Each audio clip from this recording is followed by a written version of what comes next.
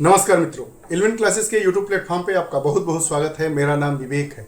हम देख रहे हैं कि इस समय शेयर बाजार भी डूब रहा है, हमारी अर्थव्यवस्था डूब रही है। डॉलर के मुकाबले रुपया दिनों पर दिन कमजोर होता जा रहा है। कई 2-3 दिनों पहले से यह समाचार सुनने को आ रहा है कि अमेरिका में मंदी आने वाली है या मंदी के संकेत है। हम देख रहे हैं कि 100% टैरिफ लगाकर जो ट्रंप गवर्नमेंट है वह क्या करना चाहती है, वह क्या चाहती है। हमने अभी देखा कि जो अप्रवासी लोग रह रहे थे अमेरिका में, दूसरे देशों के जो लोग रह रहे थे, उनको किस तरीके से उनके देश वापस भेजा गया। यह पूरी घटनाएं कहीं ना कहीं से एक अर्थव्यवस्था से अगर इसको हम जोड़ कर देखें तो अर्थव्यवस्था की कड़ी में यह एक महत्वपूर्ण अपना रोल अदा करती हुई नजर आ रही है। आज इस हम पूरे प्रकरण में जानेंगे कि जो 2007-8 में जो मंदी आई थी वह मंदी क्यों आई थी, क्या जो यह मंदी आने वाली है ऐसा बताया जा रहा है। बहरहाल भगवान न करे कि मंदी आए, लेकिन जो अर्थतंत्र दिख रहा है, अर्थव्यवस्था का बाजार दिख रहा है, शेयर बाजार दिख रहा है, एसआईपी तोड़ने वाले लोगों की संख्या दिखाई दे रही है, बैंकों में जमा धनराशि कम होती हुई दिखाई दे रही है, ये इतने सारे इसकी पृष्ठभूमियां दिखाई दे रही है कि ऐसा लगता ही है और ऐसा हो भी सकता है कि अर्थव्यवस्था कहीं ना कहीं से कमजोर हो जाए और पूरी इकोनॉमी में मंदी आने की संभावना हो जाए।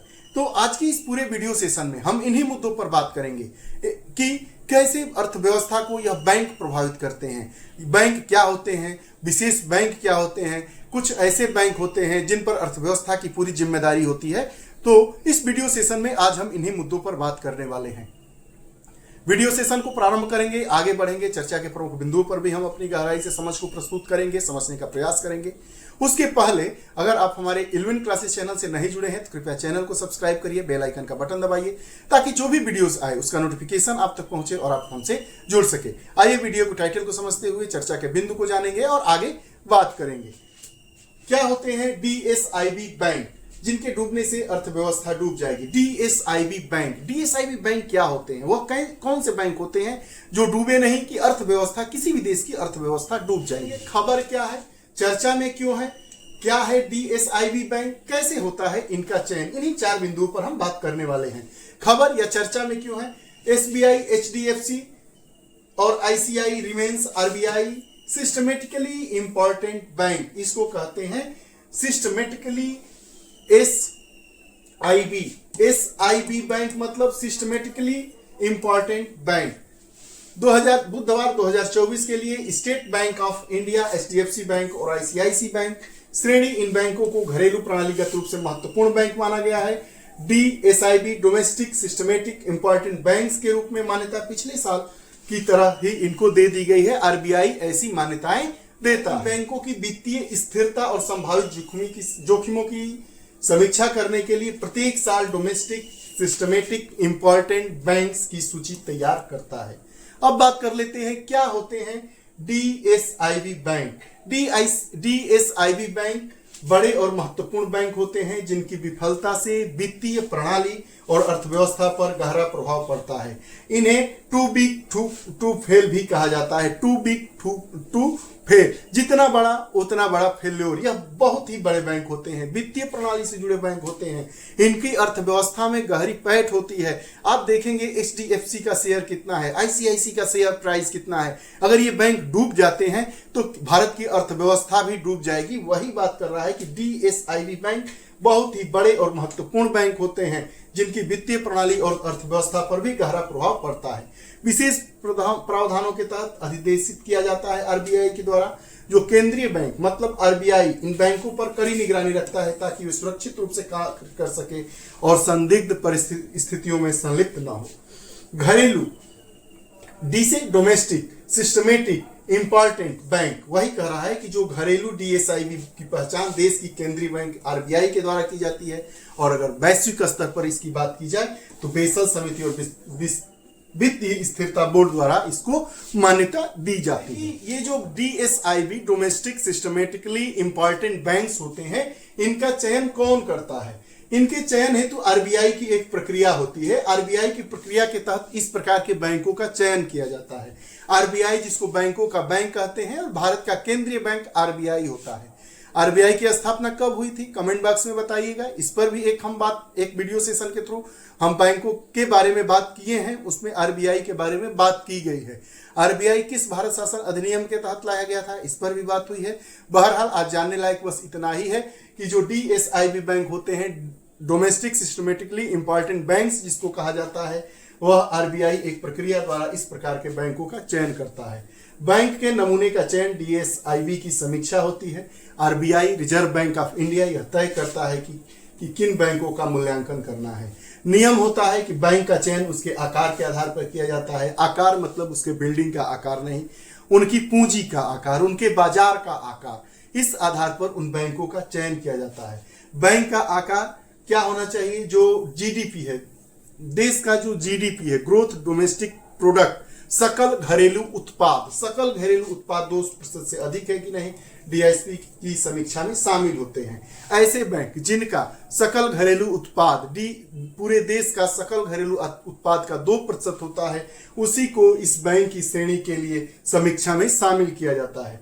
उनका आकार, जितनी बड़ी संपत्ति, उनकी अन्य देशों और बाजारों में कैसी गतिविधियां हैं, उनकी सेवाओं की जटिलता क्या है, उनकी सेवाएं देने वाले अन्य बैंकों की कमी है, अन्य बैंकों और वित्तीय संस्थानों के साथ उनके संबंध क्या है, ओवरऑल सभी दिशाओं में उनके सहयोगात्मक वित्तीय प्रणाली और कार्य करने की शैली, उनकी पूंजीगत शैली, जीडीपी का कितना क्या है, उसके आधार पर यह नियम बनाया गया है कि इस प्रकार आरबीआई क्या करती है, इस प्रकार के बैंकों की समीक्षा करती है। उसके बाद प्रणालीगत महत्व स्कोर का आकलन किया जाता है। संकेतक तैयार किए जाते हैं कि किस संकेतक को क्या माना जाएगा, तो बैंक का आकार, जटिलता, अन्य बैंकों से जुड़ाव, वैश्विक वित्तीय प्रणाली में उसकी भूमिका, समग्र स्कोर तैयार कर लिया जाता है। कई श्रेणियों में विभाजित कर दिया जाता है। इसके बाद क्या किया जाता है कि उसको कई श्रेणियों में विभाजित कर दिया जाता है। आरबीआई ने 2014 में डीएसआईबी के लिए एक ढांचा तैयार किया। डी मतलब डोमेस्टिक सिस्टमेटिक इंपॉर्टेंट बैंक के लिए एक ढांचा तैयार किया। सिस्टमेटिक इंपॉर्टेंट स्कोर एसआई के आधार पर इसको कई श्रेणियों में रखना होता था। उसके बाद एसबीआई को 5 श्रेणियों में बांटा, एसआईबी को 5 श्रेणियों में बांटा गया, जैसे एसबीआई श्रेणी 4, एचडीएफसी श्रेणी 3, आईसीआईसीआई बैंक को श्रेणी 1 में रखा गया। पूंजीगत शुल्क की बात कर लेते हैं। जिस श्रेणी जितनी ऊंची होती है, बैंक को उतनी ही अतिरिक्त पूंजी रखनी पड़ती है। मान लीजिए कि जिसकी श्रेणी 4 है, एसबीआई को श्रेणी 4 में रखा गया है, तो उसकी जो पूंजीगत शुल्क होगा उतना ही ज्यादा होगा, उसके पास उतनी ही अतिरिक्त पूंजी होगी। जोखिम पर बात करते हैं तो जो भारित परिसंपत्तियां होती है के अनुपात के रूप में अतिरिक्त कॉमन इक्विटी टेयर पूंजी रखा जाता है। इसका उद्देश्य क्या होता है, बैंक वित्तीय संकट के दौरान अपने दायित्व को पूरा कर सके।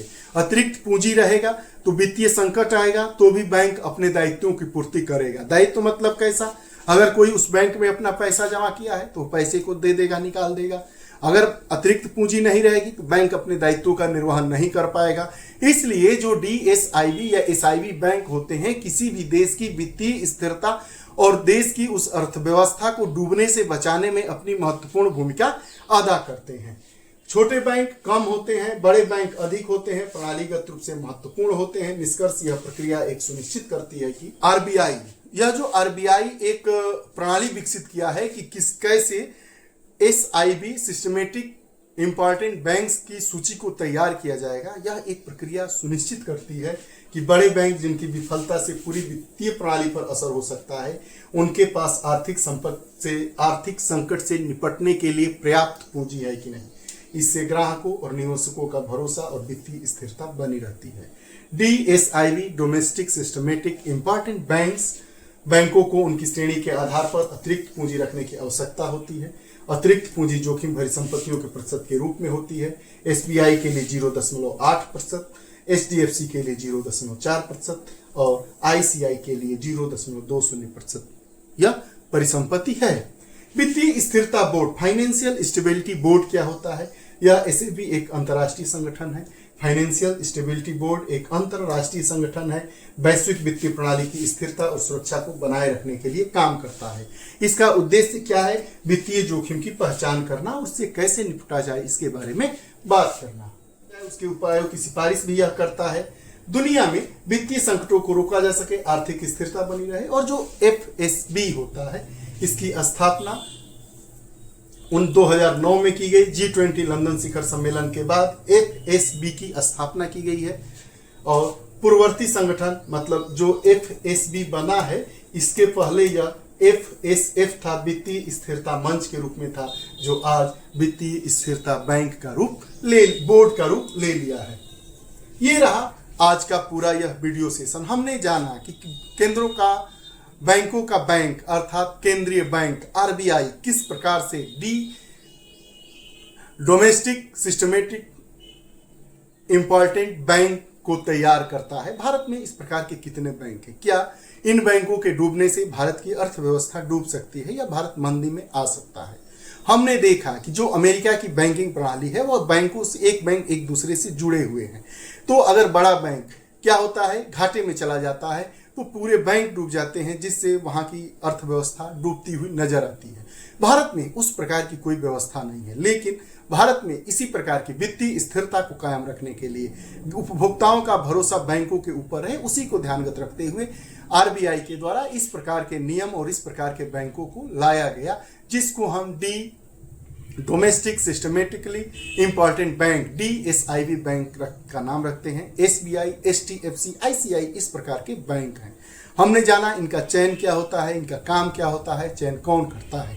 इनके डूबने से किसी भी देश की इस प्रकार के जो बैंक होते हैं, प्रत्येक देश के होते होंगे, उनके डूबने से उस बैंक में उस देश में वित्तीय अस्थिरता का माहौल हो जाएगा, उपभोक्ताओं का भरोसा बैंकों से उठता हुआ चला जाएगा। ये रहा पूरा वीडियो सेशन। आपको कैसा लगा कमेंट बॉक्स में जरूर बताइएगा। अगर आप हमारे चैनल 11 क्लासेस से नहीं जुड़े हैं तो कृपया चैनल से जुड़िए, बेल आइकन का बटन दबाइए, ताकि जो भी वीडियोस आए उसका नोटिफिकेशन आप तक पहुंचे और आप उसका लाभ उठा सकें। बहुत बहुत धन्यवाद। नमस्कार। जय हिंद।